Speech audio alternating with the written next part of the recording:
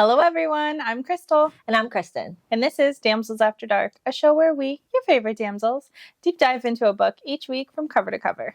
We will be giving a complete review while we rant, obsess, analyze all of it. This week, we read Kingdom of Villains by Ella Fields. As always, this review will contain spoilers, so if you don't want this book's secrets revealed to you, please come back and join us when you're ready. Without further ado, let's jump into it. We nailed it. Wow. Wow.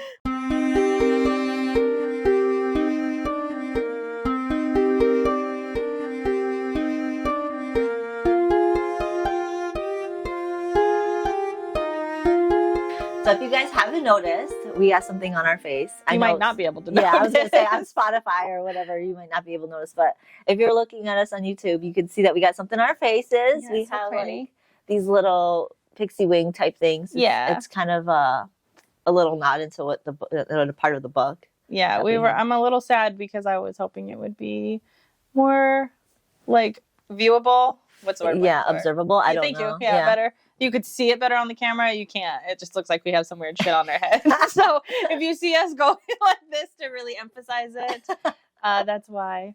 But there's a part in this book that we'll be discussing today where she has essentially like pixie wings on her eyes. And I immediately thought of these because I think that they're so cool. I've seen people do them. And we've been wanting to do it forever too. Yeah. There was one that I saw that they even took like a template and they just dashed their eyeshadow on it to do an imprint of it. But like these are so much cooler. I love the tattoo idea. Yeah, it was way easy too. Yeah. Well, I mean, I struggled because like I put one closer to my eye than the other. I was like, it's whatever. It's cute. It's cute. It's the idea. Anyways, you can't even really tell. No, you can't really see. I was about to say you can't even see it. You can't even see mine. Like yours looks really pretty. You can see yours, but yours is a lot thicker. Mine's like really thin. So. Yeah, mine are pretty thick. They're cute though. But yours are prettier like in person. Yeah. I like the like real daintiness of them. Yeah, it's not working on camera. No, sorry, it looks guys. Weird. Yeah, like I'm looking at it like what the fuck is on your face? Yeah. Sorry guys, you can't really see. Yeah, no, it's weird. But we tried.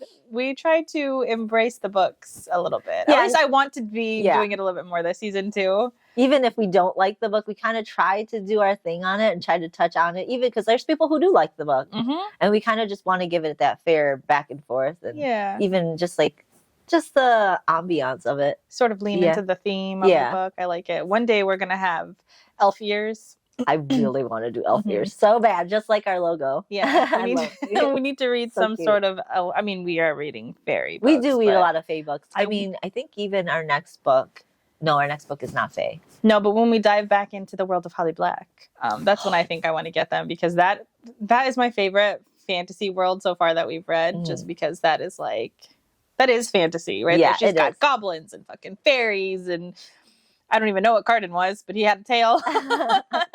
So I like it a lot. I mean, one of our books that we'll be reading after this one, I believe it's well, there's a whole discussion on that I want to talk about when we do that review, but it's the Enchantment of Ravens. They are actual fae too, and they're like evil looking fae too. That's so cool. I think that would be cool to do on that. We could always do the fae ears and multiple books. I'm fine with that. Yeah. I'll wear every all the time, every show. We're just I'll go to work like that. I don't care. with it.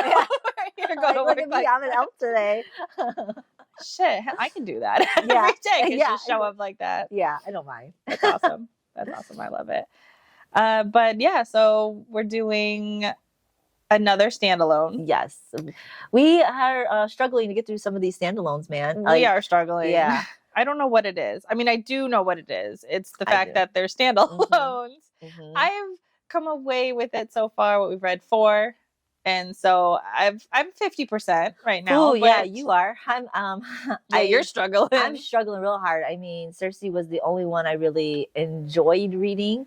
The other ones I was just trying to figure out what I'm tiptoeing in. Like I was just like, because it wasn't fantasy, and I tried my hardest to at least try to give it a fair shot. But I don't like them, and I don't know if it's because it wasn't fantasy. But when we read Uprooted, which is a fantasy book, I did not like it. So same. I really wholeheartedly believe I think the struggle is because they're standalones and they're having to do things faster, and I'm waiting for a lot of character development, and you just won't get that character development and the world building as much as you would want in a series. Yeah, because the whole first book is you know, it's that back and forth banter where they're not really engaging in their romantic, and if it's enemies to lovers, which most like this standalone is trying to be, it's just not enough time to do it. No. So like this book is considered a fantasy romance novel with two rival kingdoms, Seelie, Unseelie, and it dabbles in the tropes, fated mates, spicy content with no closed door.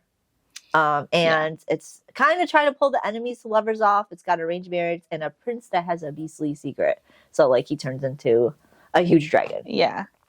I had semi-high hopes for this one. The problem is I've been fine with the standalones that haven't been fantasy, but when we went into a fantasy book, Uprooted, I fucking hated it because, again, this is not a genre that I think does well with standalones. No. And then here we are with this one, and this one fell flat for me as well because of that issue. It's like I need more. I really think that you can do it, so I'm not giving up yet. I want to read a good fantasy standalone. Maybe it doesn't even have to be. It does. Yes, that's, I guess, what I'm looking for, because I've already found 2 of the books of the standalones that we have read that I liked. So standalones isn't the issue for me, but when it comes to fantasy, it's quickly becoming a relevant issue. Yes, standalone fantasy is hard. I could read sci-fi standalones, fucking great. I have a few that I like that are standalone sci-fi, and they do it great. So, and sci-fi isn't too far from fantasy.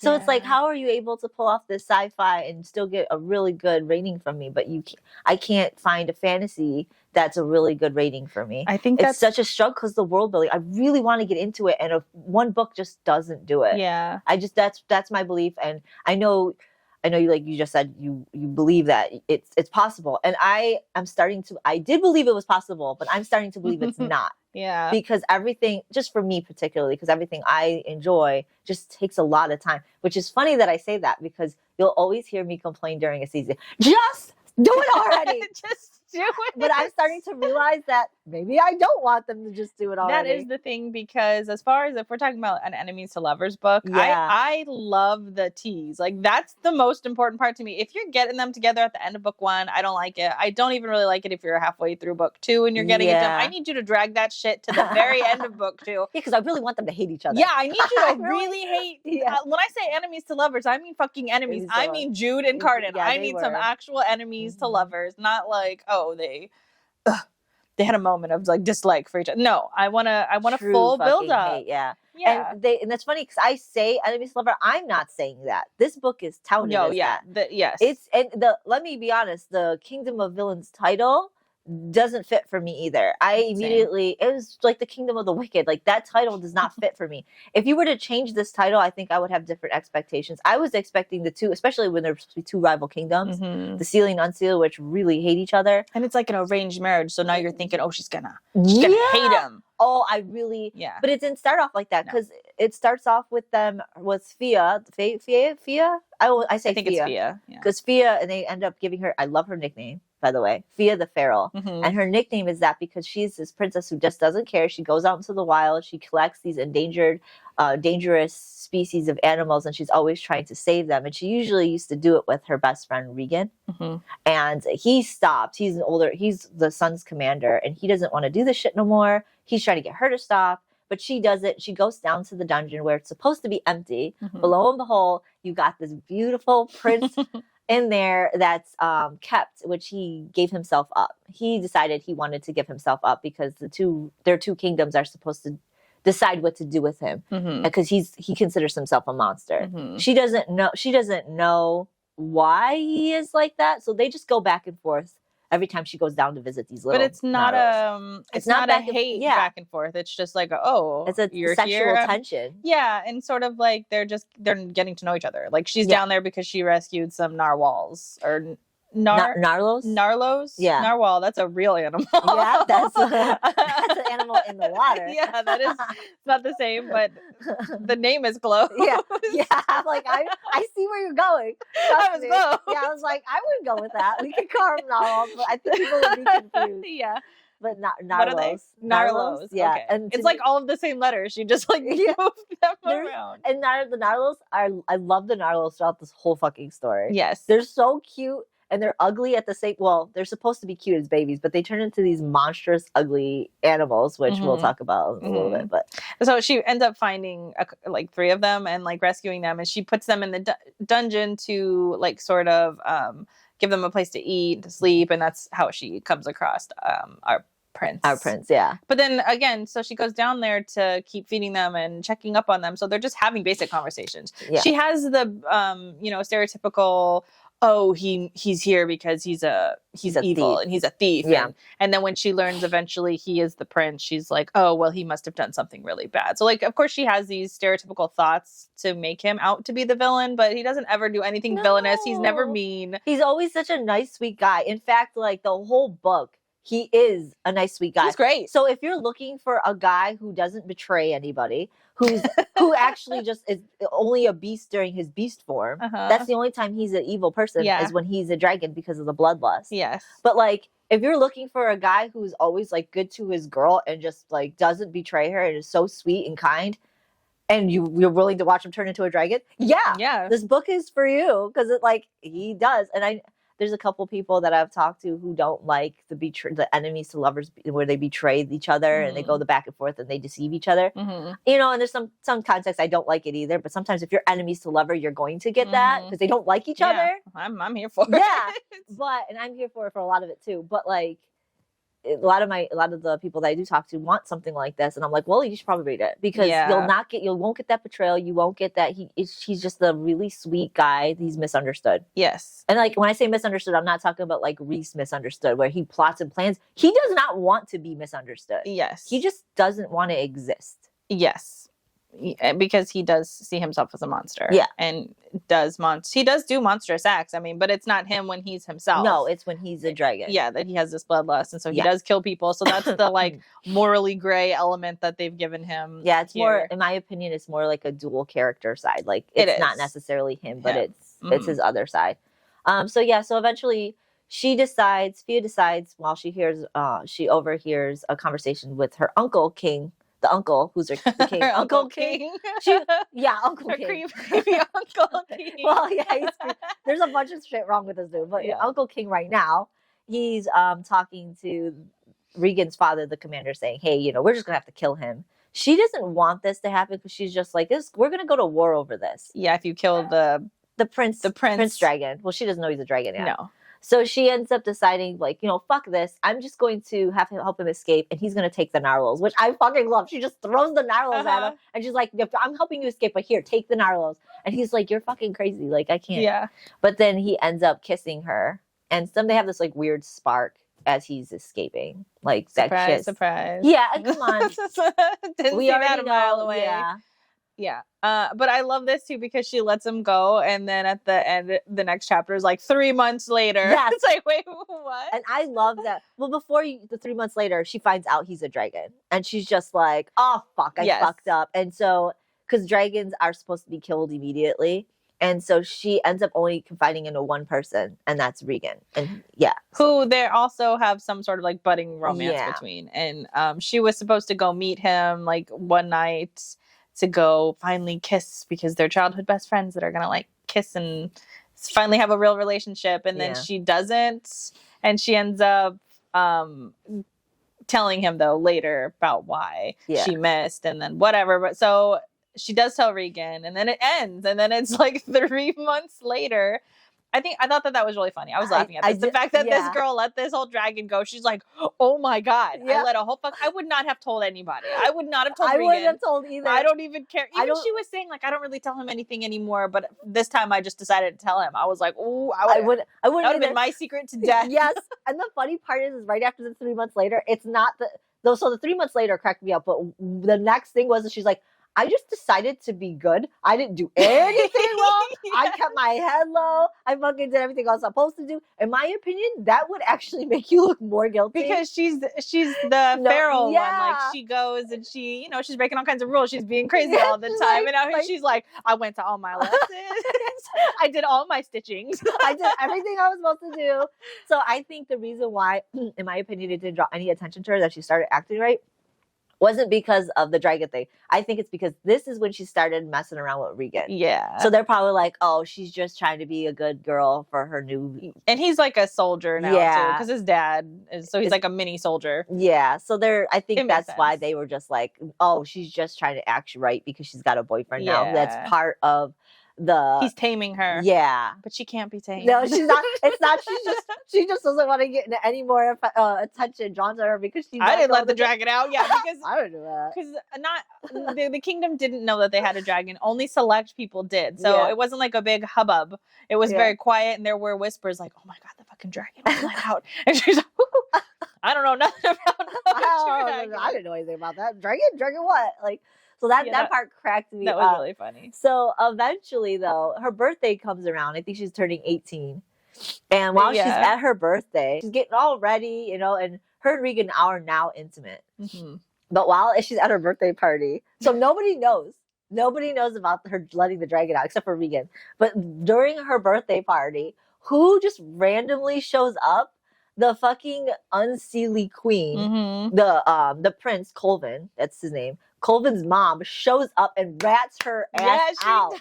She rats her out. Like, when I was reading this, I was like, what? Yeah. How are you gonna? And because the queen was pissed because she found out that they were gonna kill him. They were gonna kill him. He wasn't, because she goes, my liar son tells me that you guys let him go. No, you guys didn't let him go. I'm hearing word that you guys actually were trying to kill him, and that your princess let him go. And that girl over there, in the middle of the fucking dance floor. Yeah. Oh my god, she just like fucking snitched her out, and everybody's like, "What?" She's just like, "Oh fuck." Oh. Yeah.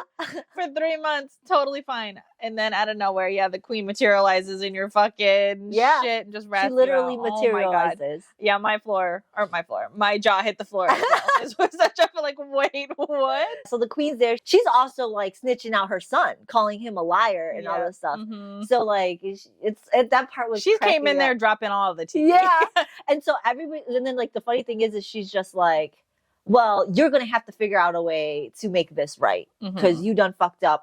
You need to make it right. Everybody's scared because I didn't mention, but Sealy people do not really have magic, so to speak. They have like little bits of like magic here and there. Like some people can grow plants a little bit better. It's more like, I would say a knack for something, but just a little bit more. Where the Unseelie have straight magic. Mm-hmm. And so they're afraid of them. And they're terrified of her because she is the Unseelie queen there, just materializing, popping up, doing shit, just blaming people, throwing, like, pointing fingers. Throwing everyone under the bus. So I have a little bit of confusion in this part because the, essentially, like, the queen has the Uncle King. Yeah. Like, kind of pinned, and she's got, like, a sword against him. It was like, obviously, she's here, she's mad because they were going to kill her son. Fia let him go. Mm-hmm. So I'm confused as to why Fia needs to make up for any of this, because that's the thing. Because the king even tells her, like, you need to say that you're going to do anything to make it up to her. And it's just like, why? Why is she doing anything? The reason why is because she feel like she already committed treason. She committed treason by letting the dragon go. But she committed treason against her own people. Yes. But, like, why are we making things up to the queen? No, the king was the one who said, because the queen was like telling the king, you need to make this up to me. You need to do something about this. You betrayed me by trying to kill my son. Oh, so he's saying... And he said, she'll do it. Mm-hmm. Fia will do it because she committed treason. She's the one who did this. She betrayed my people, and we don't really care about her no more. So she will fuck. And I think he's thinking more like along the death. Yeah, because they were going to get rid of her. But the queen made a comment to Fia saying something like, "You thought that you were going to have to pay for your actions, or like the consequences to your actions, that you don't have consequences to your actions." And so I'm confused here as to why the queen would. Because he's a dragon, and I think she does when she says it. She's like, you didn't realize you let him out, because they're on both sides, which we don't know yet.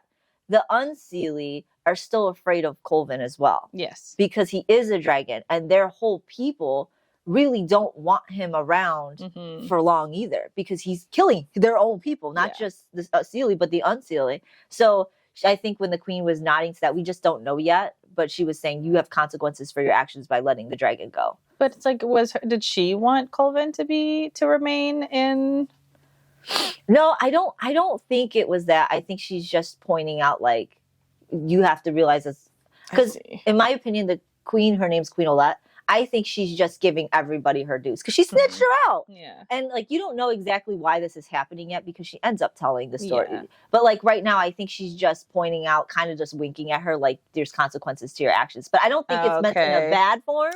Because that's what confused me. Yeah. Then he was like, well, she's going to pay for those consequences. And she's I was like, why is she getting punished? Yeah, she is going to pay for queen. those consequences. Because the queen already knows what's going on. So I think it was more like, it was like one of those things where you're using the same words, but they have different meanings. Yeah. So I think she's like hinting like, yeah, wink, wink, you will face the consequences. Okay, I see. Because this is all planned. Yes. We just don't know it yet. Yes. This is all planned by the queen herself. Yes. She just doesn't know. So now the queen leaves and leaves Fea there. Leaves her there. Like, why would you leave her there? She said, she does leave her. Says, I'll be back. But get you're my going reward to, or whatever you're going to do. I'll come back with the terms and conditions. We'll discuss for that. it. Yeah, but and then they do leave. Like, why would you leave her? Yeah. So, like, she didn't put any terms on Fea's safety, but and they already know she committed treason. It's like, why wouldn't you? I don't know why that occurred. That I don't understand. I think that could first of all, if you know what the queen's thinking, why would you leave her with a brutal, fucking disgusting piece of shit king? Talking about she has to pay for the punishment of what you guys did. So it's just, this whole scene is just very kind of confusing. Yeah, that part right there confuses me, the specific that you left her there. I would be like, well, I'm taking her captive and we will decide the terms. No, she left her there. Knowing what the queen knows about Fea, whatever. Why would you leave her there? That confuses me. So, like, anyways, they throw her in. Well, they're trying to capture her. She doesn't. She runs away. Yes. And she hides. And while she's hiding, Regan finds her. And Regan ends up fucking turning her in. Yeah. This was the moment I was like, no, he fucking didn't. No, you fucking didn't. Childhood friends?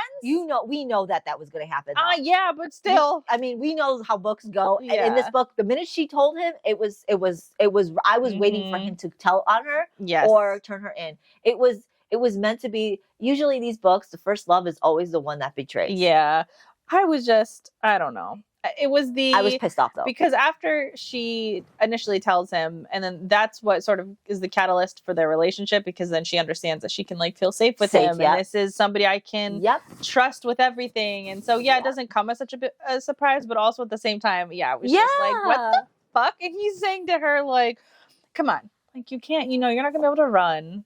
It's like he was spinning it in a way of like, you're not going to run. We'll figure something out. There's nowhere for you to hide. When you're going to like run and start a new life down the farm. No, you're not going to do any of that or wherever he said for her to go. Yeah, he's trying to make it sound like he's doing the right thing for her. He kept saying it. This is the best for you. This is the best thing for whatever. So she ends up in the dungeons. They treat her like shit.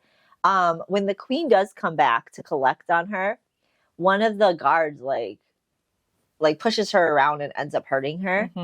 And so when they bring her up, she's like, disgusting looking. She's been in the dungeons for I don't know, weeks maybe. Yeah. And so she's looking gross. She just got a bump on her head. I think she's even might possibly be bleeding. She's bleeding. Yeah. So Colvin and Olette are now there, and with their little lizard army guys, which is pretty funny. I like that. I like them too. And when they get there, Colvin is just completely zeroing in on fucking Fea. And like, what the fuck? He's like, who did this? He keeps asking, who did this? He's not even paying any mind to anything. And nobody's listening to him either. No one gives a shit about Colvin because they know he's a dragon. And Olette is the one saying everything and talking about how pretty much what it comes down to is there's going to be an arranged marriage between the two. Oh, fuck. We forgot one thing. Brolin comes down to the dungeons when Fea's That's in there. right. Brolin has a little confession moment where he finally confesses so disgusting. That he essentially raped her mom and that he is actually not her Uncle King, but her Father King. Her Uncle Father King. We'll just keep on going. Her Uncle Father King. Thinking that they were going to kill her and that she wasn't going to pass this information off. But she's alive and she's now going to be in the hands of the queen, engaged. Now she's engaged to Colvin. Yes. Which we knew this was coming. We knew it was coming. It's arranged marriage. Yeah. And of course she's upset.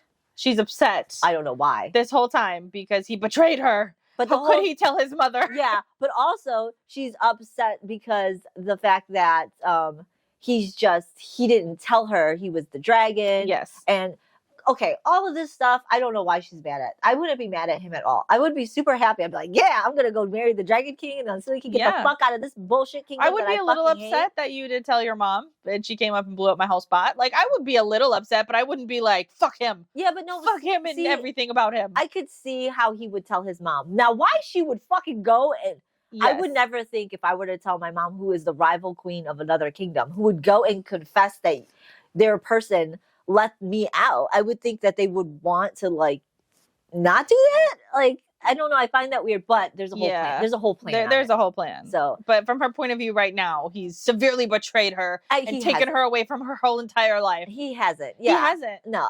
But she says this all through the book. No, like, that's the thing. It's like, what life did you like? They were just trying to fucking kill you. And they just made fun of her, too, even before she was, like, a betrayer. You know, Fia the Feral. Yeah. Like, they're constantly coming at her about all of this stuff. So it's like, nobody really liked you in the kingdom anyways. No, they were really trying to find ways to get you out of the kingdom, honestly. She has an aunt, too, by the way, which her aunt I do love. Her aunt is Aunt Mira. I did not like her aunt. You didn't like her? No, I thought she was really annoying. She was drunken, like... Drunk the entire time. She was, and I think that's why it's funny to me, because, like, she hates the king. She hates the kingdom.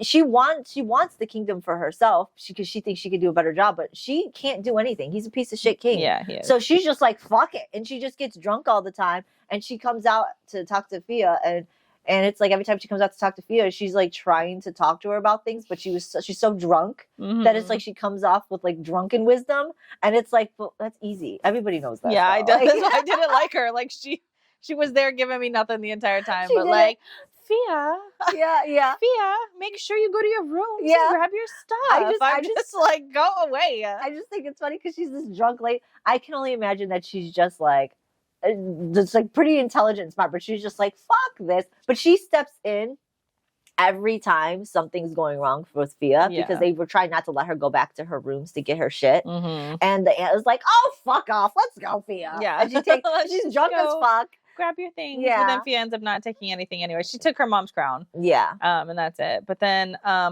Colvin does go upstairs with her to her room. And of course he has the he does do a great little line here where he's talking about, like, essentially he confesses that he's been thinking about her and their kiss, and like, I was hoping that this desire would be reciprocated, and she's like, it's not. She walks off. It's just because she's so irrationally upset. Yeah, irrationally is the fucking word for this, because she was thinking about him. In fact, she'll say in the future that the only reason why she was pretty much getting with Regan as much as she did, or Regan, is because she was trying to wipe her memory of their kiss, and because she said she couldn't stop thinking, and she tried everything she could do to get away from thoughts of him. I mean, there's 3 months we don't know about, so it could have been in that 3 months, and then she just fell for Regan. Yeah. But during that time, she said she tried to do everything she could to get her mind off of him because her kiss like intoxicated him. Obviously, they're fated mates. Yeah. Yeah. If we didn't see that coming. Yeah, we're just gonna say that because you find out real quick, and that. So, anyways, also, after Colvin does his who did this to you whole scene, he ends up killing the guard that did it. Yes. Which again, no surprise to anybody. No. But when he does it, it's like his talons grow as if he's like the dragon. Yes. So it's like half his hand morphs and he just slices him. Yeah. But then he's having like a whole issue with getting the blood off of him. Yeah, he's like, ew, I love this and part. He's like trying to wipe it off. He like takes his jacket off, I think, too. He's so disgusted by it. And the funny thing is Fia notices it and she's just like, what the fuck? He's a dragon. Does he just not like blood? And he'll explain later. But yeah, that whole little event cracked me up. I was like, this is hilarious. Yeah, it was cracking me up too because she'd mentioned that he was trying to get the blood off, and then she would say a couple more sentences, and then she's talking about it again. I'm like, why are we still fucking talking about this blood? But then we go back to it again, and it's like, oh, it's because he's struggling. He's struggling with it. She's like, what is he fucking doing over there? Yeah, they're deciding their fate, and he's just like fucking trying to get this blood off. Not even paying attention, and nobody is paying attention to him but her. Yeah, because everybody's just like, ew. It's like out spot out, Yeah, but it's so funny. So. They end up materializing back, which I thought was cute the way he materialized with her. Yes. Because she didn't want to touch him. She didn't want to hold him or she didn't want to do anything. She's so betrayed. Yeah. Fucking stupid. So he grabs her and he talks to her to like talk her through the materializing because she's never done it before and it's going to affect her. I forget what happens when doesn't she get like really sick? Yeah, I think she actually passes out. Yeah. Like she yeah, faints. because she ends up waking up like a couple days later. And he tells her to. Yeah, like nobody's ever done that before. I was really freaked out. Yeah, he was really scared and nervous because he never. Well, because she hasn't eaten, she hasn't bathed, nothing. Yeah, she's not well.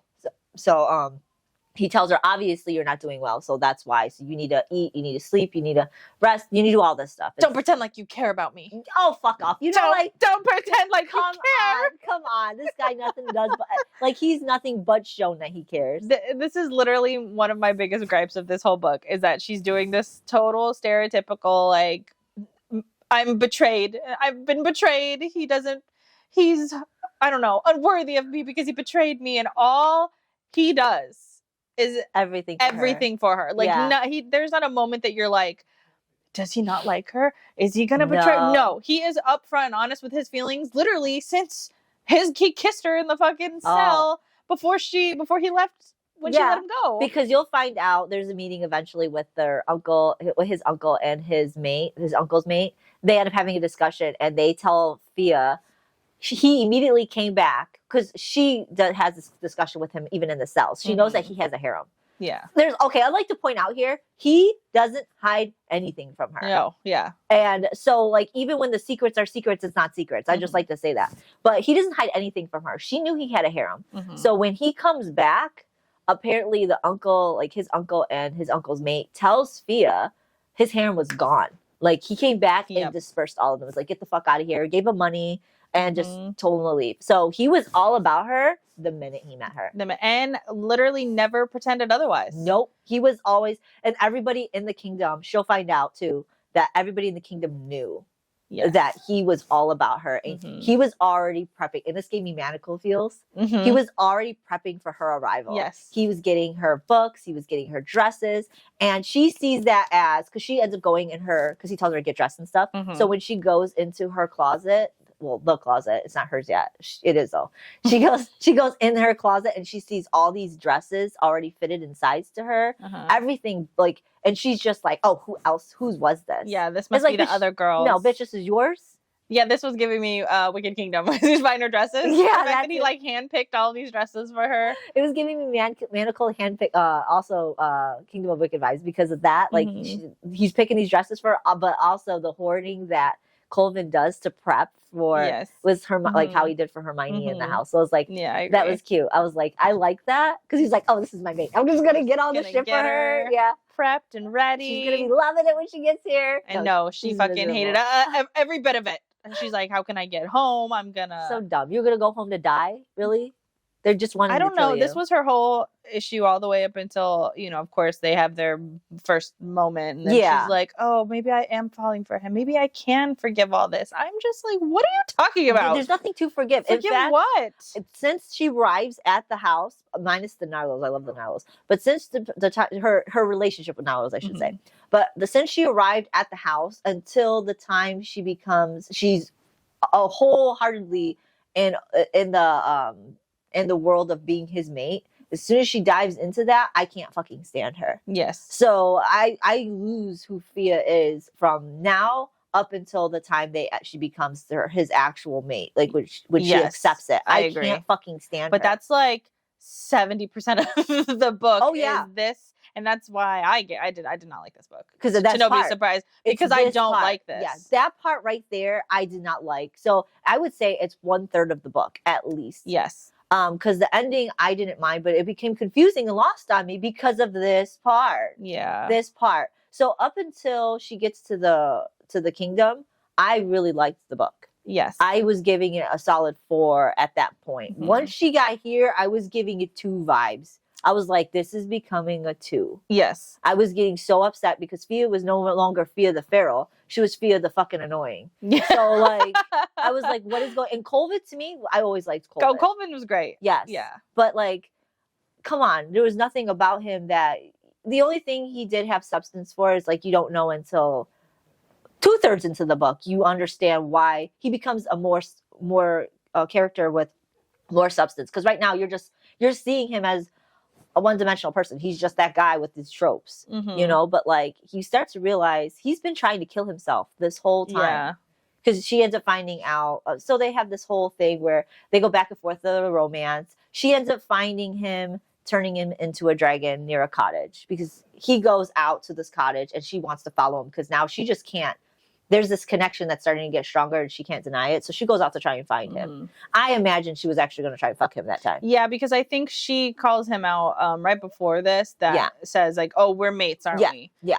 Which was just out of the fucking blue. Which, okay, But- yeah, let's talk about that for a hot second. Yeah, that was What? random. It's like, okay, I know this is a standalone She's and it has there. to be She's there fast. for like 2 days. Yeah. And she's Yeah, like, literally. oh, you're my mate. And he's like, oh, I guess you found it out. You figured it out. Well, it was even how it was told. Like they were having a discussion. Colvin, his uncle Jared, and Percy. Percy is Jared's mate. And they were like having a discussion without Fia. Yes. And all of a sudden they're talking about, well, does she know? Because he has to feed, very similar to like vampire. Yeah. So he has to feed, otherwise his bloodlust is bad and he turns into the dragon unexpectedly. So he's got to control it. So they're telling, why would she should do this and why would she care? Why wouldn't she care? Or why would she care or something like that? And then she just busts in the door. Well, I'm his mate. And Colvin's like, okay, guys, can we just get some privacy? Yeah, that was a horrible moment. And that was weird. It was weird. I don't like this like merging of a dragon and a vampire elements together. I didn't really like it. I don't really see it. So I understand the bloodlust thing for a dragon, I guess, but in his dragon form. In his dragon form. I do not understand it. He's a full-on fucking vampire. Yeah. In his human form. So that confuses me. It's like, okay, I can understand, but like in my opinion, it's just like I just don't like the connection. I do. Okay, this is where it confuses the shit out of me because I've increasingly become in favor of vampire stories where vampire fae. Yeah. Not necessarily vampires, but I'm loving the vampire fae type of. It's becoming a very big thing for me lately. I really like all of it. Besides the death, I love death stuff, but like the vampire fae thing has become an increasingly just wonderful thing for me. And then when I read this, I was just like, I am so confused because I love dragons, I love fae, I love vampire fae. You put it all together, but I'm like, why don't I like this? Yeah, it's just not meshing seamlessly together. It's a standalone, so she can't do a whole lot of like extra wiggle room here. But I'm just left standing here like I'm supposed to accept a lot of things about him. One, that he's super powerful, though I see none of that really. He turns into a dragon, and then he has to feed, and he literally drinks from her blood. He bites her neck, he bites her chest, like he's literally drinking from her. It gives me From Blood and Ash vibes. Yes. I don't know if you guys seen that, but I am a very huge fan of Blood and Ash. I know you're not. Yeah. But I love Blood and Ash, and it touches on all those fucking themes. And I think that's why it's just like, because of my From Blood and Ash love, I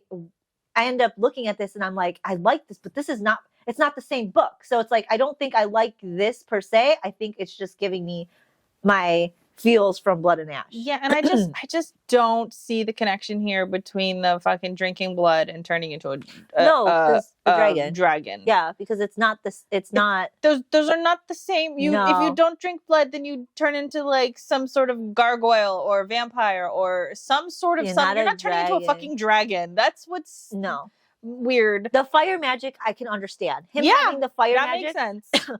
So him having the continuous fire magic, I totally fucking get, because he does have fire magic and he displays it, but it's super fucking cute but weird at the same time. Because it's not enough. It's not enough to convince me that he's powerful. No, not powerful. But if you just said, oh, he had fire magic and he's a dragon, I'm like, okay, cool, because he do little things. But to say he's all powerful, he's and I think when they say that, this is the only reason why I'm going to give it a slide. I don't believe they're meaning all powerful in his human form or in his fae form. I'm thinking they're meaning it in his dragon form. But then I agree with you. They should have said that, but they're not. They're not saying that. They're making it seem like he's all powerful. He's got all this fucking power, and look at him open the door. Yeah, look at him. He opened that door without touching it. He's so powerful. So powerful. You know, though, I fall for that easy. I mean, I'm sorry though, because if we're talking about people who are all powerful, and that's like, that's the thing for me. That's wonderful. I like a really all powerful man, and opening up a door is like childish shit. That is nothing. with magic. We have to say he's opening the door Sorry, with yeah, magic. with magic. Yeah. And it's like it's not that big. and you got a flame in your hand and you can make your breath super hot. Like all of those things are all well and great. But if you're going to tell me that he's super powerful, I'm going to need to see it. And I was waiting. That's like this entire book was I was waiting for some stuff to go down so I could see them both be really cool. It doesn't. And it doesn't. No. It's literally just their love story. And that's this story. Mm-hmm. And so if you don't mind just a love story with two people, and it's not even, in my opinion, it's not even enemies to lovers. It's just fated mates in an arranged marriage. But can you really call it an arranged marriage? No, like I even struggled fated with mates. I even had to struggle with arranged marriage because she ends up wanting to get married. Most of the arranged marriages that I've read or even dabbled into, they're arranged marriage. They don't want to be married, but they are forced to be married. And then when they are, they start to fall in love. No, they fall in love prior to getting married. Yes. So they're engaged, and this whole time she's living in the castle.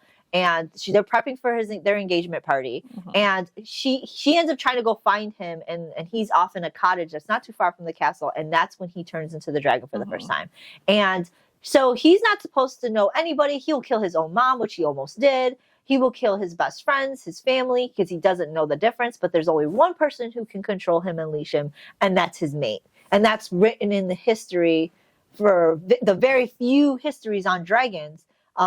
Because his bloodline is the only bloodline that can transform into a dragon. So the history books that they were able to read had shown that the only way to control them or leash them is with their mate. So they looked, apparently, this is the fucking secret of all secret. Olette, who isn't really his birth mom, it's his birth mom's wife. So his birth mom ended up having COVID with another man, and his birth mom was the one with the bloodline of the dragon. So the COVID's father was a piece of shit, and he ended up killing Colvin's mom and himself in a cave. The true crime element of this that I was not expecting. Well, I wasn't either. I was like, this is intense. Yeah. This story was told better, in my opinion, than Tomorrow. Yes. Because I was actually like, oh shit, it was shocking. Yeah, it took me aback. I was like, it was a tragic story. Oh, what the fuck? Yeah, it was a really tragic story. Yeah. And she told it so quickly. Yeah, But Olette was telling the story. So that's why it was intriguing. She was telling Thea. Yes. So, by the way, they already consummated their mating bond at this time, right after the dragon. Yes. So they consummated their mating bond, and right after she found out he was a dragon, they end up staying in the cottage, whatever. Well, right before the wedding and engagement party, somewhere between there, Olette ends up telling Thea what happens with his parents and how she became queen. And so now Olette is telling Thea, I was the one who planted the Narlos for you to find, so you to go down to the dungeon to meet my son, because we had known you were his possible mate, because he believed you were, because he was getting feelings around the idea of you being his mate. I think he was like going around that kingdom, and he kept on realizing or coming to her being his mate, and he wasn't sure. But then Olette set everything up. He turned himself in to go into the dungeon so they could meet. They met, they kissed, and that's when they find out they were mates. And Olette said she planned the whole thing, but she doesn't blame Olette. She blames Colvin for snatching her up and ruining her whole life. It's like, first of all, this isn't even a secret.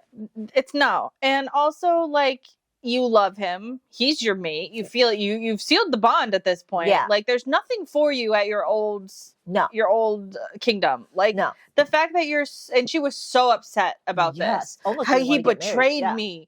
How he stole me from my life. You took me from my world without like consent or anything. Like, you just came and took me. It's just like, what are you talking? He's your fucking mate. Why would you not want to have been with him? Like, that's what's so confusing to me. It's just like, though, there's really nothing there. Regan wasn't going to be your mate. Your uncle, father, king was a piece of shit. So if anything, he came and saved you.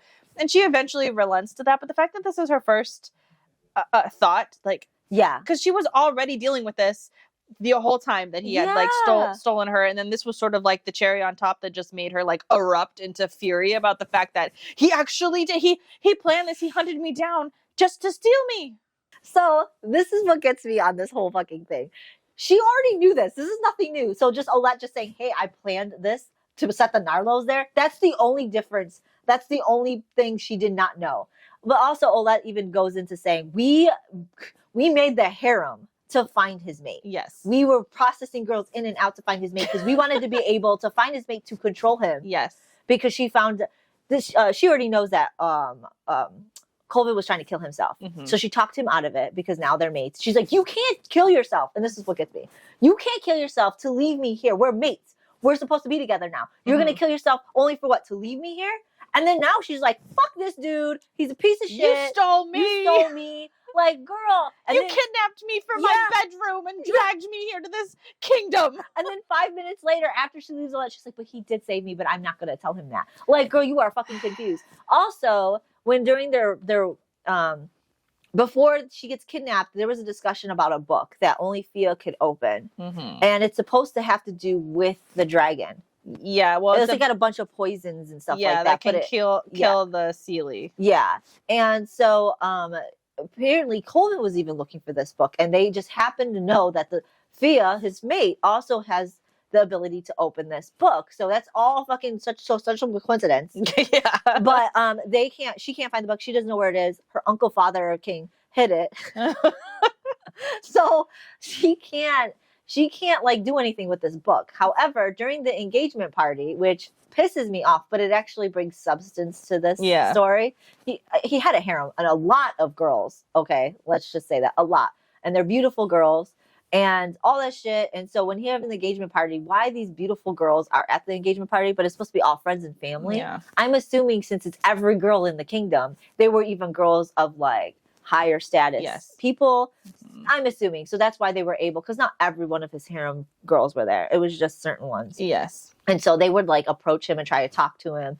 And they would tell her, oh, she can't do anything for you. She can't help you the way you need to be helped. And he's like, oh, yeah, she's my fucking mate. Of course she can. So anyway, she runs off because she's jealous. Why are you jealous?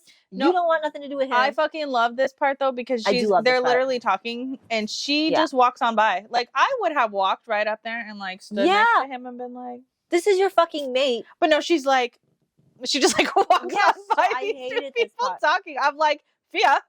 And so you're supposed to be Fia the Pharaoh. Fia the Pharaoh. And you are not even, you're just like upset crying. She's like, now she's crying and running like a fucking like. And it's not like he did anything. It's not like he was flirting with her. He straight was like, no, I don't, I'm happy, but thank you for worrying. And then that's when she like skitters on by like a little fucking mouse. Crying. And he of course sees her because she makes it obvious that like she's walking by, like she's upset. And because she's crying, she is upset. Yeah. And she bumps into her ex-boyfriend. She bumps into Regan at this time.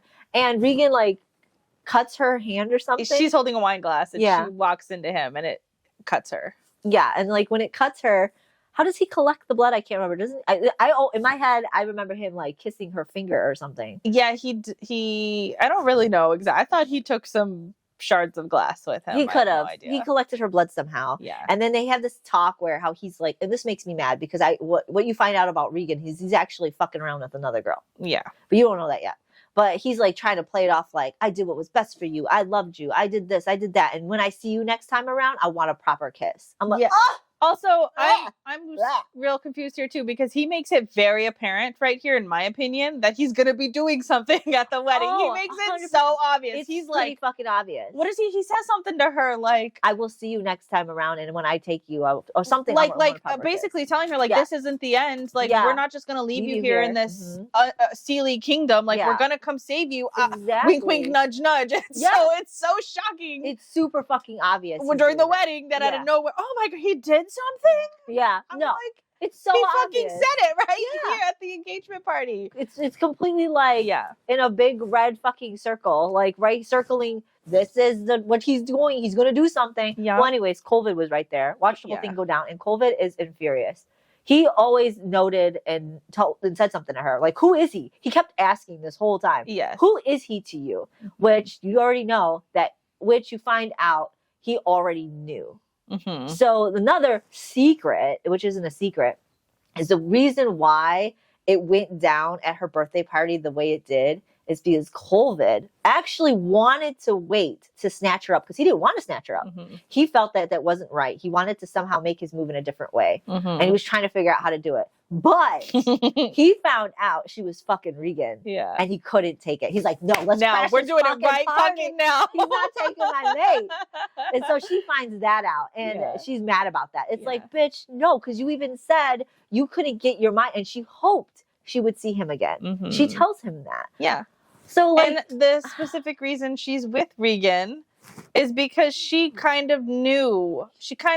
Yeah, she did. That maybe possibly he could be her mate because she was reading some stuff during that 3 months. She was looking into stuff. She had the idea in her head and she didn't want to even consider it. So that's why she was all over Regan. Yeah, she was trying to because what are you doing here, girl? Yeah, because you can forget your mate. Yes. Like, that's one thing about the story that I did like. I did like that too. Because you can not disregard your mate. You can be like, no, and refuse your mate. You can refuse a bond. Pick a different person, and you can end up being mated with somebody else over time. And that does happen in this book. There's a bunch of couples who do that. Like the Olette and Cherith is his mom's name. Yes. Cherith and Olette became mates because she was mated with her father, father, but she refused that after they were already mated. Yeah. She still refused it and found Olette, which I thought was a great story. I like that too because I don't like fated mates. This is a trope that I'm not into because for me, what the issue with fated mates is like there's no other choice. There's no I other like option. the fact that you're choosing. Yeah, I like the fact that this is the person you are choosing to be with, not that fate has made you be with. I don't like that. That removes like all of the romance for me. Yeah. See, I like fated mates with the option to choose. Like, I like this. Yeah, I've never actually read one with the option to choose. This is the first one, I think. Every time somebody does it, they never really show the option to choose. Yes. So, like, they say, oh, yeah, you could disregard your fated mate. However, it'll be torture for you. And in my opinion, that's more beautiful. Like, if you found your fated mate and you don't want to be with them and you still decide wholeheartedly in every will of your body to refuse that mating process and you find somebody else. Yes. That to me that is way better story. Yes. Because you're constantly fighting that fated mate like connection. And then you find somebody that's way above that who isn't your fated mate and you fall in love. That's a beautiful story. So I love this story for that reason because it does dabble in it, but it doesn't actually happen. Yeah. Unless there's like side characters. Yeah. So in this story, she's fated mate. They are kind of the exception to the rule because he's a dragon. There's some more connection to that, which they say at the end of the book. But the mom story, Olette, that's a good story. Beautiful I want to read that story. That's such a good, and that's why it's like I love her as a character because even though she's a side character and you kind of touch on it, she gives me Maleficent vibes. Yes. I was loving I love Maleficent. I was getting so that she too. gives me Maleficent vibes, how she just waltzes in the fucking party, but like the fucking destroy shit. Like I love it. I love it. So I was like, this girl, she's my favorite. She's my favorite character in the book. Yeah. So that story was great. I love the fated mate story if there's that. Yes. That fucking just loophole. Yeah. So I really like that. But so anyways, Regan ends up taking her blood. They have this engagement party and then they go into the wedding. They're like starting to get ready for the wedding. I mean, there's stuff in between, but we're just going to go right into the wedding. So right into the wedding, they say their vows. Okay, I have to stop for a second. The dresses, I'm in love with the dresses. Oh yeah, her wedding dress. Oh, it's black, right? It's black. I think it's like beaded or Oh, I love the pixie part where you put like pixie dust on there. That's why because the pixie painted wings, butterfly wings on her eyes. Put it on her dress, and it's like something that's super expensive to buy, but of course the queen bought her pixie dust. Like this was so cool. I did like this. Loved her dresses. Yeah. Of course she has to like stomp through the mud in them and all that nonsense because she's Fia the Pharaoh, but it's whatever. But yeah, so they do go. She decides. So they have the big blowout that she's super upset about him with him right now, and even tells him like get out of the room and sends him away and sends him away thinking that she may or may not show up to this wedding, even though they've already cemented their thing. They've said all of their lovely stuff to each other. They're like obsessed with each other. They really are obsessed with each other. Yeah, but now she's super mad, so she sends him away. But she knows she's gonna go get married. Yeah, she just needs to apparently let him soak in it. So I don't know why. I still don't fucking know. I don't understand it because he would never do this to her. There was not a moment that she was like, does he not like me? No, he's been there every time being like, I'm obsessed with you. Yeah, I did. And there's a part in here that I fucking loved. I'm not going to be able to say it to the T, but this is my favorite quote in the whole book. He goes, Yeah, I fucking did all those things. I would deceive you. I would steal you. I would lie to you. I would do all that again if that meant I could keep you and have you here right now. I fucking loved it. I was like, he is 100% fucking straightforward and honest, even though he said he would lie and deceive her. And in my opinion, he didn't lie and deceive. He told her, I'm a monster. I should be caged. I should be dead. I shouldn't be here. He told her his attraction for her from the beginning. And it never wavered. There was no lie. Nope. It was only on her end where she was like, I'm so in. I don't think I can do this. I'm so in. Oh, I can't do this. Yeah. I don't know if I can marry him. It's just like, bitch. And he's like, you're already made it to him. And he's telling her, he's like, you're driving me crazy, but I fucking love it. Yeah. But that line, that got me. I was like, this is why it's a 3 now. And that part, Coleman's giving me 3 vibes. And it's just because when he was like, I'll fucking do it again, he kind of gave me Draco vibes. Yeah. I was like, ooh, I like Coleman. Yeah, I would lie. I would deceive. I would cheat. I would steal. I'll do it all again if that meant I could keep you and have you again. Yeah, I agree. That was a good one. I was like, ooh. Yeah. I don't know what's going to happen next, but I've already got a 3 from that motherfucking line. That line gave it to me. And there's another line he says to, and I think it's at the end of the book, but I'm going to say it now because it's fitting. But he goes, you just made me trade one curse for another because she's his poison. Yeah. And I was like, oh, fuck it, that's great. And he says some other thing too in the beginning about like, there's a poison out there for everything or everyone. Yeah. And that happens to be her. Yeah. Even though he does.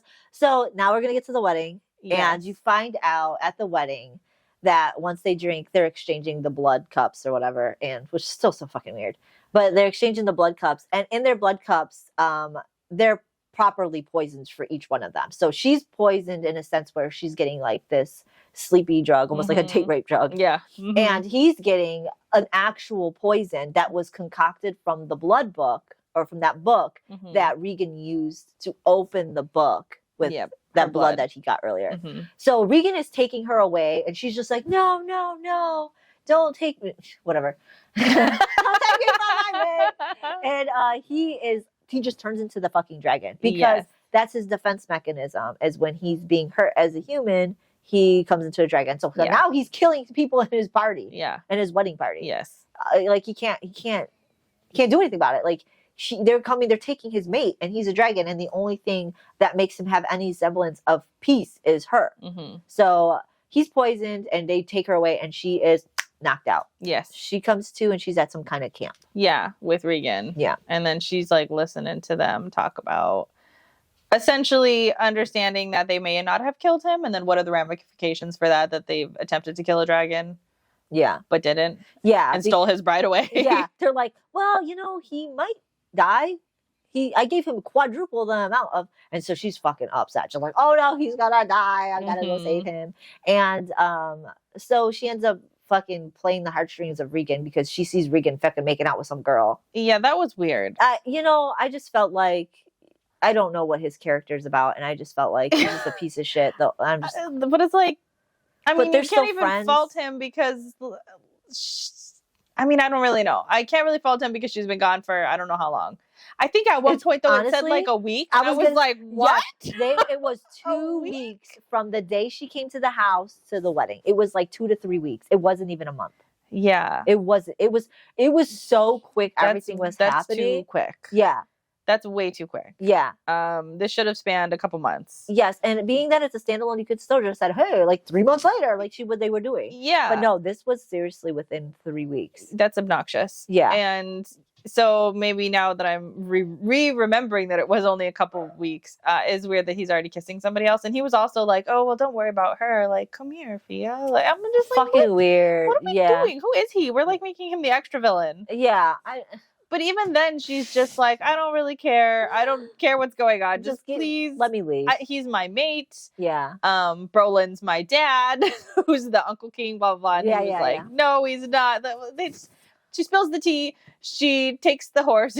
She runs all the way back. Yeah, he just lets her be. Like, in my opinion, I'm getting the hanging head vibes. Like, he's just like, like, dude, you don't care about her. You don't care about her. You don't fucking care. Just let her be. And he does. He just lets her go. And she goes directly to Colvin. Well, after some finding out where he is. She goes directly to him. And he's just like, no, like he's dying. He's like, no, fucking leave. You betrayed me. And everybody in the kingdom thinks that she betrayed because him. you got to remember, only her can open the book, and she said that she didn't know where it was, and they were trying to get this book for the longest time. And also, she's made such a hubbub about the fact that she's been stolen from her kingdom. Yeah. So everybody just thinks that this is like, this is what she would have wanted because she's not happy here because all she does is bitch about the fact that she's been taken. Yeah, and so she's just like, I don't give a fuck that you feel this way about me. Let me heal you. Yes. And so the way to heal him is to let him drink her blood. Which was so obvious. Yeah, she had to go hunt down a fucking book to get this. But I was like thinking this right away, like, you should probably let him drink your blood first. Immediately. And she was like, we've got to go and find the book that's all the way back in my kingdom, and I'm taking Jaren with me, and we're gonna go on this adventure. And it wasn't there. She just met up with Aunt Mira, who said, you already know how to heal him, pretty much. This drunken knowledge that she has. So why did we have this side adventure? This should have been her first instinct. This would have been my first instinct. You could have cut all that out and it added more of like actual war. Yes. Because they had a little bit of a fight, but it was whatever.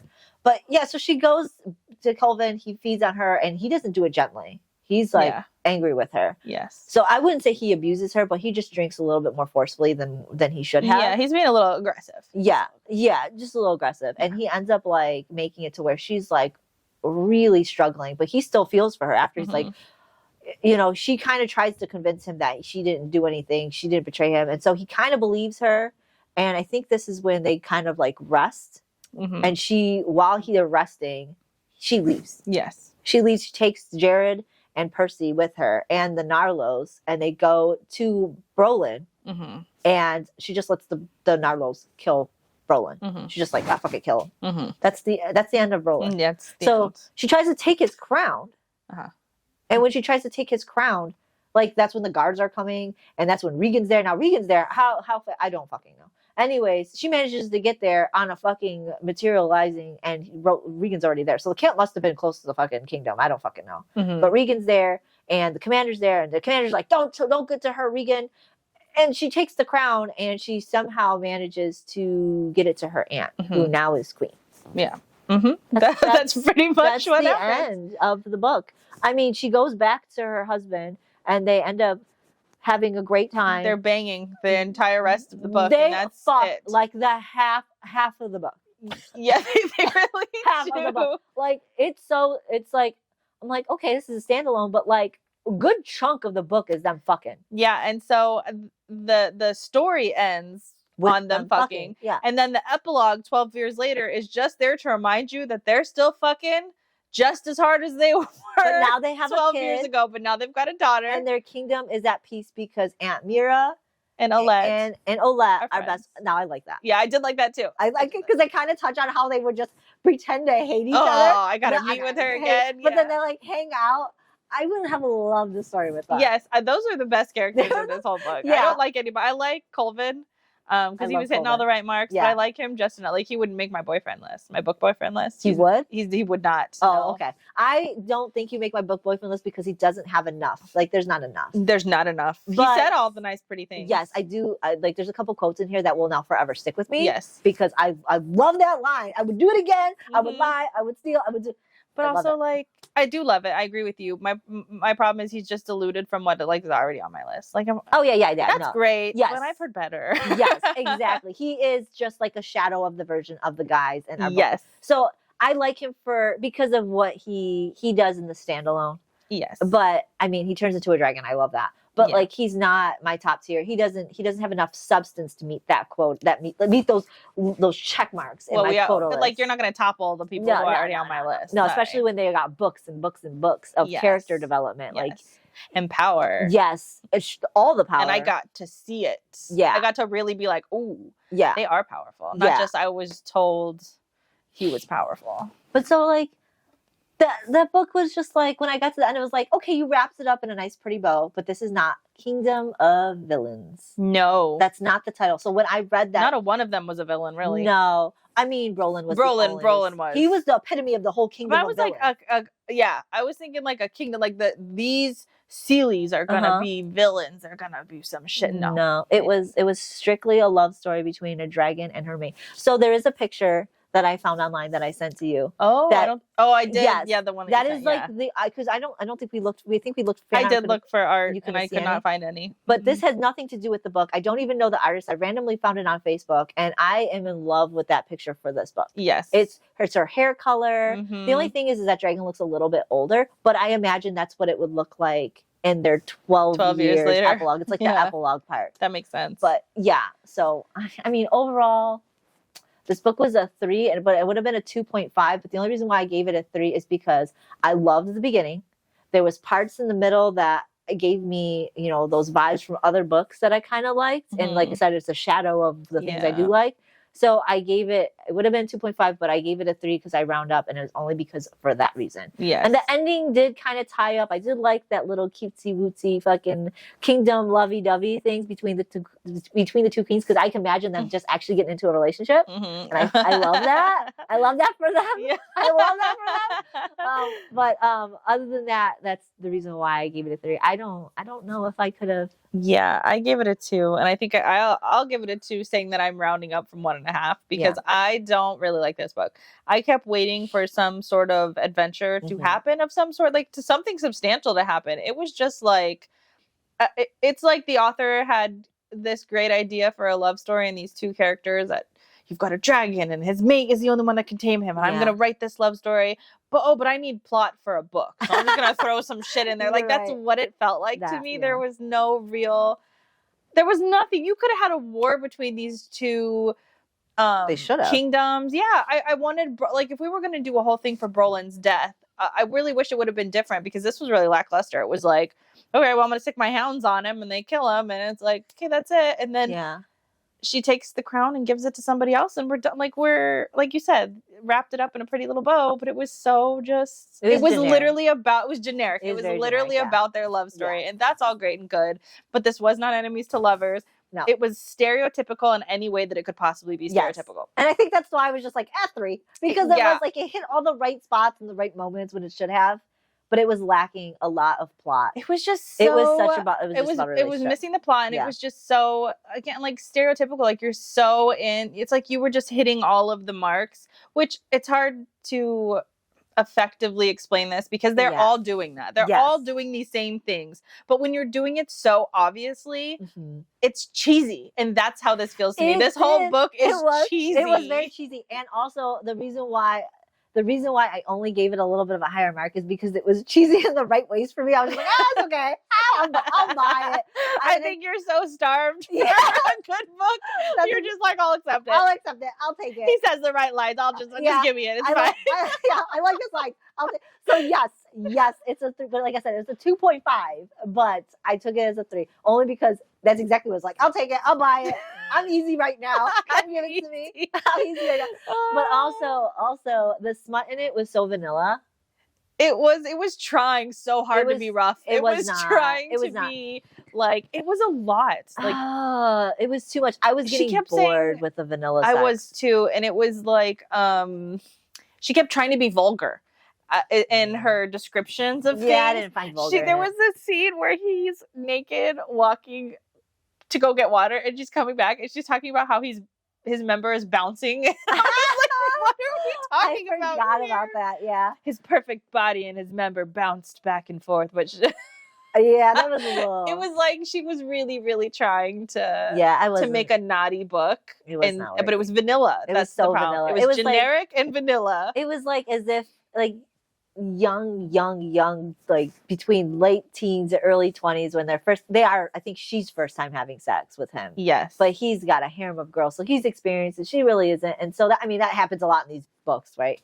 But like, it was so obvious that her POV was just like, oh, this is so fucking vanilla sex and vanilla smut, that it's just like whatever she's saying is kind of just like in the mind of an immature sexual person. Yes. And I just couldn't, I was just like, But they do this all the time where they have somebody who's like super vanilla, but then she's like super rambunctious and she's leading, and she kept doing that. And I'm like, that's what I was saying that to my friend too. I was like, I don't understand how she could be this virgin who didn't do anything, even though she's Fia the Pharaoh and she probably has that spunk to her. It's like, but you're not sexually active She was with Yeah, Regan. she was with Regan. But it wasn't like she's been doing it for fucking She didn't have a years. harem. Yeah, she didn't have but she was making it seem like she was the one who had the harem. Yes. And he was inexperienced. She was like, leading it. She was climbing up on his desk.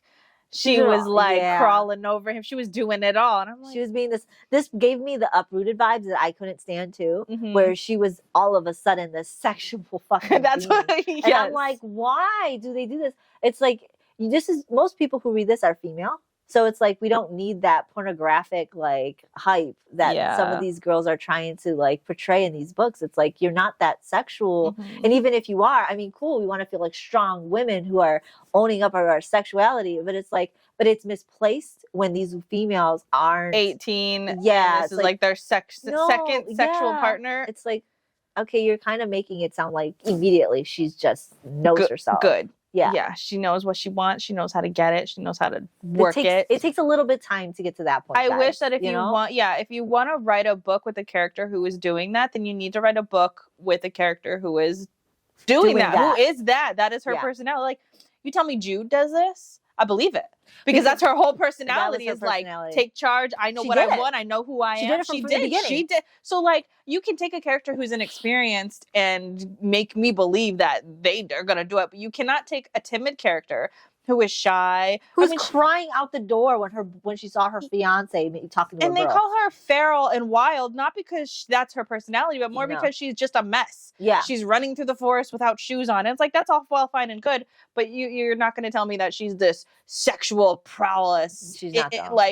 No, you have to build that sort of characteristic into your character. Yeah, you can't just have a small crying out the door because she's jealous. And then all of a sudden, somebody who I would believe would do that is somebody who would have walked up to that situation and been like, yeah, hi, nice to meet you. I'm his wife. Like, that's the personality. Yeah, and you are a tamer of dragons, mother of monsters. No, she is not. Like, because that's what they call her. That is what they call her. She's not the tamer of dragons. I put that in there because she's supposed to tame her dragon. Yeah. She's the only person who has a dragon. Yeah. And she's taming him because she rides him and all and the dragon form. She's on top of him. Yeah. You know, he flies her everywhere and he does things with it. But it's like, yeah, I'm not buying it. I ended up not liking her character. Liked her in the beginning. She was making me laugh. And towards the end, I was like, I am so over you. Yeah, because when I wrote my notes, I put in there that she was one of my characters that I liked, but I only liked her from the first half. The second half, and even in the first half, like part of the first half, I didn't even like her. So I was like, quarter of the book, I liked her. Let's be honest. I liked her quarter of the book, and I liked her at some point during the end of the book. There were some things that she said that I was just like, I kind of like her again. But no, Colvin and Olette and Mira were my favorite characters. Yeah. I know you didn't like Mira, but I liked her because she was the drunken person that gave me that. I liked Olette and I liked Colvin. But I feel like I liked it. No, I'll give him his due. I did like Colvin. He was a good character. Yeah, no, I did like Colvin. He said all the right things. His bedroom talk was not horrible. No, I gave the spice a 3 only because the spice was there. Now, did I like the spice? It was vanilla. It was just like, okay. Yeah, it is a spicy book. This is not for like, you want to be old enough because it's spicy and there's a lot of it. No closed door. It's not closed door No, at it's all. not. And it's a lot. Like I said, we're doing it. Literally ended the book twice with this. You ended the book and then the epilogue with them banging. So it is spicy, but I would say I did not a 3. I'd give it was fine. Yeah, I just gave all around 3, 3, 3. I mean, you can't go wrong with it if you just want that. In my opinion, this is a guilty pleasure book. This is that cheesy CW TV show that you watch, and you're just like, okay, cool. Let's just put it on. You eat it while you like eat junk food and watch TV, like you're watching the TV show. Like, that's how I feel about this. This was like the Wish version. Of our books. It's like, oh, okay, this is what I'm getting. Okay, cool. You got like a couple good lines in the book. But yeah, if you just want something to read real quick that gives you that smutty vibes with a cute dude that says all the right things and cheesy lines and you're okay with it just for a quick weekend read or something, cool. Yeah. I wouldn't read it again, but like, no. I'm not fucking extremely upset that I read it either. Yeah, I'm not extremely upset. I'm not too happy about it. I feel like I was very disappointed towards the end, just like, especially as I was getting closer to the end, going like, what's gonna like, wait, we're having the wedding, it's like 80%. What's gonna happen? Yeah. Where's the war? There Where's was the there was nothing. There was none of battle? that. So don't expect adventure. Don't No. expect a battle. And don't expect a growth of character because No. there is nothing. There's not enough time. No, and neither of these characters grow into anything other. Like they're literally themselves, and they get into a relationship, and that is the story. Yeah. She doesn't become some badass fighter. She No. doesn't become anything. She's just herself, and he is also just himself with a dragon counterpart. Yeah, and that's it. So it makes me angry just like thinking about the boring blahness of this book. So that is why it's a 1, a 2, a 2? I guess I'm not bitterly a 2. Yeah, 1.5, okay. But we'll give it a 2. Yeah, 2.5, but I gave it a 3 because yeah, whatever it was. But to me, it wasn't like when I think about it. When I rated the other books, like Tomorrow's a 2. I wasn't entertained by that. I'm entertained by this because I'm gonna be honest. I get entertained easily by the like borderline cheesy shit sometimes. I'm like, yeah, you did it. That's awesome. but Kingdom of the Wicked, for instance, was just so bad, even though they hits on a lot of the cheesy shit and it made me laugh, but it was just bad. So like, because I wouldn't have finished this, I was going to finish only because I was just like, what's gonna happen? Oh, this is so bad. I don't think I would have finished this. You don't think I only wanted to finish it because I was really wanting to know how the fuck it was gonna end. Because it was like you said, it was like, where's this? What's gonna happen? Like, where's the battle? Is there even gonna be a battle? You got like 20% left. Like, what's going on? It was just a bad show that I couldn't pull away from. Yeah, and maybe I would have finished because I think it's around the wedding where I'm like that. I was questioning what the fuck was going on, but you're already in too deep. Yes. I guess you just gotta finish it. That's where I was too. I was the same way. I was like, where are you at the wedding? Like, okay, something's gonna. I was expecting a huge bloodshed red wedding like the Game of Thrones. Yes, and that's why I was like, and then when I got to that, I was like, okay, I might as well finish it. I'm at like 89%. So because I only wanted to know there had been something else, and plus she turned into the dragon. Something was crazy going to happen. I was like, okay, it kept giving me those vibes. Something was going to happen. I kept being pulled in. Yeah, and that's how it got me. So I was just like, okay, you got me. Yeah. I'll give you that. You got me. You made me finish the book. I wasn't too thoroughly pissed off that I read the whole thing. Well, I did finish the book this morning while getting ready. Yeah. So that to me shows me that I was not. You were not into it. I was not. I was like, fuck, I gotta finish this fucker. I got like an hour left of this fucking book. I'll do it while I'm getting ready. Yeah, it's to me, it's fine. I enjoyed it enough. I will say though, the audiobook, it's not good. It's not good. And I think that may have played a role in my inability to really connect with these characters because I really wish that you would not do voices for different characters. Don't do it. If you're an audiobook narrator, do not do the male voice. Please don't. Colvin's voice was so bad. And he was whispering sweet nothings into my ear, and I'm just like, oh. She was whispering sweet nothings in your ear in a deep voice. Yeah, come over here, let me stick my finger in you. I was like, I did not read the audiobook, and I only listened to a part because I've already read portions of the book when you pulled out the audiobook for me, and I was like, oh my god, don't. I told her, I was like, once you get to the cottage, if you were listening to the audiobook, once you get to the cottage, stop listening to the audiobook. I didn't. But you continued. I did. I listened to a lot of it because I was cleaning the house and I heard the cottage come up and I was like, I can't. I'm in the middle of cleaning the house. I want to listen to this. I couldn't. If I were to have done it, I would have lowered it to a 2 as well. Also, I will say, and this is just reminding me of it, I did like the aspect of this book where we did POV switch because we do go to Colvin's point of view, and I loved being in his mind. I always love a POV switch. We go to the guy to talk about how much they're obsessed with their mate. I love that. I do too. This book actually chose a man, and then he was doing female voices, and I was like, "What am I listening to?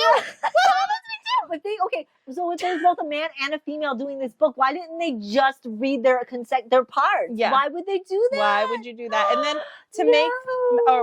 a funny story I'll add to this is sometimes Kindle and Audible will link up, but sometimes they won't. So sometimes I'll have to go find, and it's usually Audible not linking up with the last thing I read in Kindle. So I was looking for my chapter and I was going hitting the chapter skip button, and they hadn't done anything yet, right? They were still just in their new phase. And out of nowhere, this was the first time I'm hearing this male's voice on Colvin's thing, and it's after they had a heated moment in the room because he like takes her up and they start making out, but they don't do anything, and he stops it. I didn't listen to any of that. I missed the whole chapter, and out of nowhere, the opening to that chapter is Colvin masturbating, and it's talking about. I forgot about that part. It's like I like stroked my head, and I just hear this man's voice in my head saying, "Spilled my seed into To the sink." I was like, hold up, they haven't even touched, and I'm hearing like graphic things from this male's voice. It was about that part. Yeah, because like the cottage, like they don't have sex yet the first time. Yeah. And yeah, so he like they end up like really like touching, getting hot and heavy. I think he drinks from her, and they stop. Yeah. And so he stops because Colvin's a great person, so he stops. He doesn't want her to be mated with him yet, so she knows if she wants to be. So he goes and he fucks and masturbates in the sink. Yeah. And it's her point of view, and then it goes to his point of view, and it's literally him mid doing it. The description of him mid doing it. I forgot about that part. Yeah, so because that was the first time I heard the male narrator, and that's also I missed the whole scene. I had no idea what was going on. I was like, wait. Oh my god, that's so bad. But yeah, so the audiobook, if I start rating them now too as well. It's not good. So I would not. And also her best friend Percy, well, her friend Percy, her voice is like, why would you do that, Sarah? Oh, that's not Percy. Sarah. It's like that the entire book. Okay, like, why? Now I see why you rated it so low. Because now I don't like that character because she's coming off as like bitchy and 12 years old all the time. That's not how I read Percy. I read Percy as this badass bitch because they go to a gambling den. Yeah. And they like fuck shit up. Yep. And she's fucking around with some dude who used to be her ex-man, and she's like fucking with him, getting even, and she's like taunting him. Mm-hmm. I saw her as more like a not a deep voice, but a sultry voice. Like, bitch, I got your ass. You know, like, yeah, well, I agree. That's how I read her. But how that ruins everything. So yeah, do not read the audiobook. It's so hard, it's guys. A different experience, and you probably would rate this fucking low because just listening to the part that I did from you, what you showed me, hell no. It's hard because it does imprint that personality into that character. So for me, that's how Percy always was the entire time. She was this like, Farrell, Farrell. Oh, I'm so sorry. Let me take you away. Ah! That's disgusting. And then like when they were. I'm so disgusted. When she's saving Percy from the dragon, because he like changes the whole scene.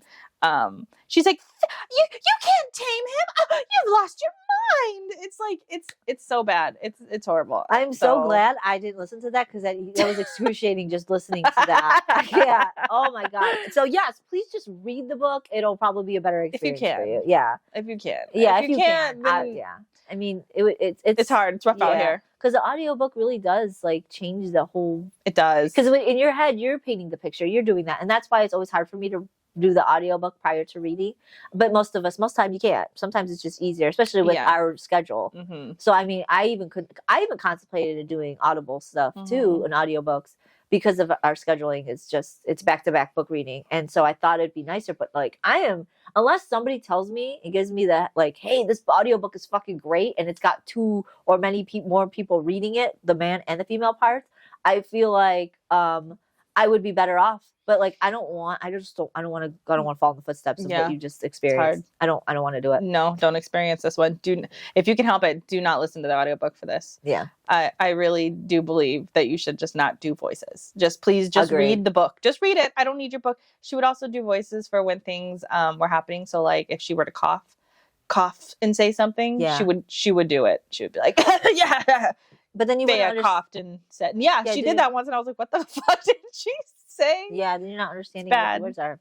Please don't do it. Yeah. But anyways, so it's a 2. A 3. And a 3. Yeah. And 3 for Spice. Yes, 3 for Spice for both of us.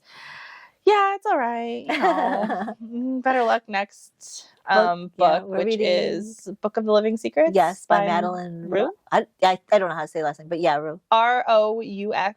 So for any of you who are wanting to join us, I want to look her up so that way you can find the books. You can join us. That would be nice. But yeah. So yeah, we'll be here next week, like always, reading our standalones. I'm growing really bitter about it. Yeah. I can't wait until we jump back into at least a two for we will be next month. I think it's One Dark Window or something like that. Yeah, starting in March. Something like that, yeah. And I already pre-read those books, so I recommended those books. I love those Yes, books. Yeah. I'm excited. Finally, God, Yeah. I feel like I'm trudging through waste over here, just trying to get through these, even though I've liked 2 of them, but still, they're rough when you don't like them. They are rough. They are rough. I've struggled because I only like Cersei. Cersei, I gave a 3, which now I feel bad because I gave this book a 3, and they are not, well, a 2.5. I gave this book. Cersei, I gave a 3, and it's just like, I feel like giving these books the same rating is just not right. Yeah, no, that's not right. It's not right, but I did. But I did. That's a crime. Yeah, but I did. So that's just what happens when you're starved for a fucking good fantasy book. Yeah, give him a 3. Kristen is struggling over there. I'm struggling. I'm eating shit up. I'm gonna like look back at this like, why the fuck did I do that? Why did I give You're it a finally 3? gonna get your appetite wet. You're gonna be looking back and it's like, what the fuck? That's what happens though when you're starved for. No, I agree. I agree. If it wasn't for the fact that I liked 2 of them, I might be in the same boat. I might have been easily influenced by this one, but if you're saying all the right words, I can't help myself. No, I agree with you. He really was. I think the thing that saved me was the audiobook. Yeah, it probably did. She kept me grounded. Yeah, if I read that, if I listened to it, I would be like, ew, ew. But no, you need to be doing more than just saying your fancy words. I need some actual substance, please. I'm reading it. I'm just like, whoo. Sexy. Oh, we're nightmare over here. These singlets have got us fucked up. Yeah. We don't know what to do anymore. Oh, it's bad. It's bad. It is bad. Anyways, we will be here next week with Book of the Living Secrets. And of course, we are on all the socials. Though we're not really on Fable. I don't like Fable. You know, I haven't been on any of the socials. I'm trying hard to work this Fable, but instead I made us a Goodreads. So you should follow us on Goodreads instead, where I'll be posting our reviews too. Yes, so. Occasionally I pounce in and I talk a little bit here and there, but let's be honest, it's mostly Crystal doing a lot of the fancy dancy footwork when it comes to kind of social media shit. I'll come in there every now and then. If you see anything that looks like this. Yeah, but me. I'll be hustling for it and I'll get no views. And then you come in and you're like, here's my book I'm reading. And everyone's like, I fucking loved it. You got like all the views on our Instagram. Yeah, you're doing some hard work. I'm like 30 seconds like, do. Look at the book.